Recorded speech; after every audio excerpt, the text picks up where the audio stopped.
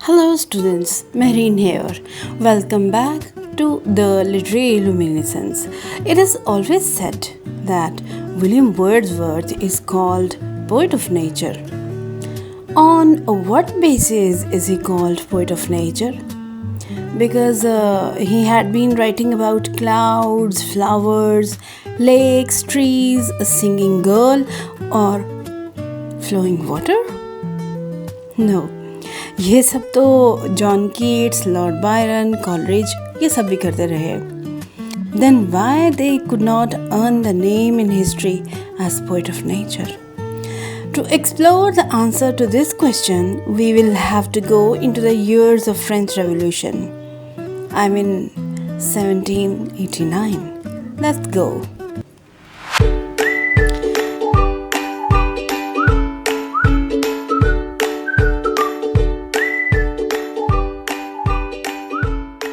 Hello and assalamu alaikum. Welcome back to my channel and I am Mehreen.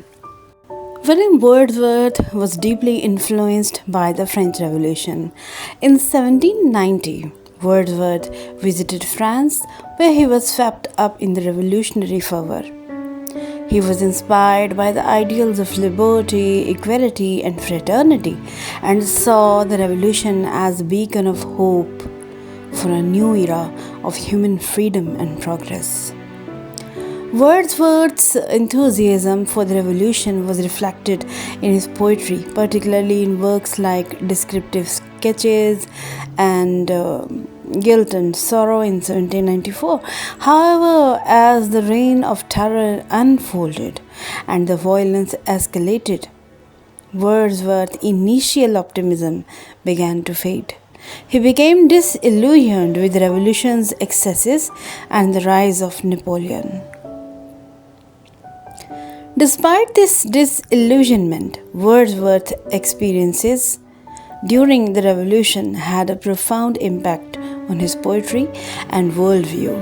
He began to focus more on the natural world, exploring the relationship between humans and environment, because during the French Revolution he had seen that what human beings were doing with the nature. William Wordsworth is often called the poet of nature due to his profound love and appreciation for the natural world. His poetry frequently explores themes related to nature. His poems are filled with detailed sensory descriptions of the natural world. Wordsworth's poetry often explores the emotional responses that nature evokes in humans.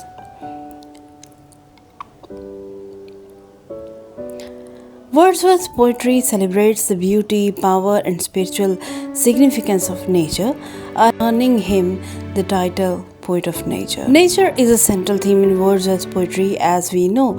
Wordsworth's poetry often explores the emotional responses that Wordsworth was a key figure in the Romantic movement, and his poetry helped shape the movement's focus on nature and emotion. His emphasis on the importance of living in harmony with nature has made him a precursor to modern environmentalism. Wordsworth's poetry has influenced generations of writers, from poets like John Keats and Percy Bysshe Shelley to modern writers like W.H. Auden and Sylvia Plath. Here I would like to definitely talk about one of his very important poems, The World is Too Much with Us. The World is Too Much with Us is a sonnet written by William Wordsworth in 1802, and this poem is the whole philosophy of Wordsworth's poetry. It shows that how Wordsworth used to look at nature. The world is too much with us. This poem laments the ways in which humanity has become disconnected from nature and the spiritual world. And this is the reason which makes William Wordsworth the poet of nature. He not only talks about the beauties of nature, he also talks about the fading away and laments over the human behavior, which is eliminating the nature from the face of the earth. Wordsworth criticizes the modern world's focus on materialism and industrialization, which has led to disconnection from nature. This poem expresses a sense of longing for a deeper, more spiritual connection with the natural world. Wordsworth critiques the fast paced, materialistic nature of modern life, arguing that it has led to a loss of appreciation for the beauty of nature. And the same thing has been told by W.H. Auden in his poem, What is this life if full of care and fear? We have no time to stand and stare. What is this life full of care? We have no time to stare. We have no time to stand and stare. He is also describing the same philosophy in his poem. The poem remains a relevant commentary on the human condition and our relationship with the natural world. We must remember that Wordsworth was living in an era of industrial revolution too. And this industrialization, this materialism was engulfing the nature and the human beings becoming more and more busy in their day-to-day life. They were not having the time to see the nature and enjoy its beauties. While William Wordsworth had a serene nature, had a calm attitude towards nature. He had long strides, long walks with t.Coleridge in Lake District, and it had a great impact on his poetry too. Wordsworth's love for poetry and love for nature is depicted in every poem,